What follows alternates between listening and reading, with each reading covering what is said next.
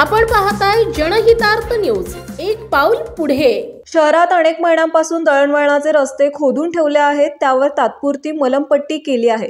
खडी टाकून अनेक दिवस झाले, ना सिमेंट ना पाणी, यामुळे खूप मोठ्या प्रमाणात धूळ उडून दुकानदार, व्यावसायिक, नागरिक यांना मोठा त्रास सहन करावा लागत आहे। सध्या थंडीचे दिवस, कारखाने चालू असल्यामुळे शाळा महाविद्यालय चालू झाल्याने मोठ्या प्रमाणात भूमजवळा, इडा, अंतरगाव, बावची चौक या रस्त्याने वाहतूक होते। या रस्त्याने चालत जाणारे नागरिक, सायकलवरील लहान विद्यार्थी, विद्यार्थिनी यांच्या नाकातोंडात धूळ जाऊन लहान मुले, मुली, वयोवृद्ध माणसे आजारी पडायला सुरुवात झाली आहे।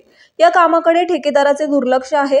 हे टेंडर निघून अनेक महिने उलटून गेले, परंतु अद्यापही ठेकेदाराने काम पूर्ण केले नाही।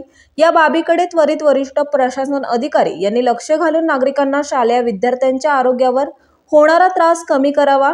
त्वरित रस्त्याचे काम चालू करून काहींच्या या धुळीमुळे डोळ्यांना त्रास होऊ लागला आहे, तरी या धुळेपासून नागरिकांचा श्वास मोकळा करावा।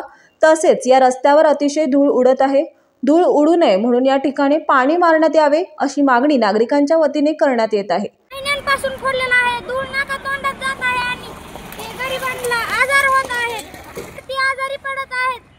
प्रशासनाने याकडे लक्ष ठेवावे, नाहीतर कुणी दररोज पाणी मारावे। जनहितार्थ न्यूज, एक पाऊल पुढे। मुख्य संपादक धनंजय गोफणे। आपल्या परिसरातील बातम्या पाहण्यासाठी चॅनलला सबस्क्राइब करा, व्हिडिओला लाईक करा आणि बेल आयकॉन दाबायला विसरू नका।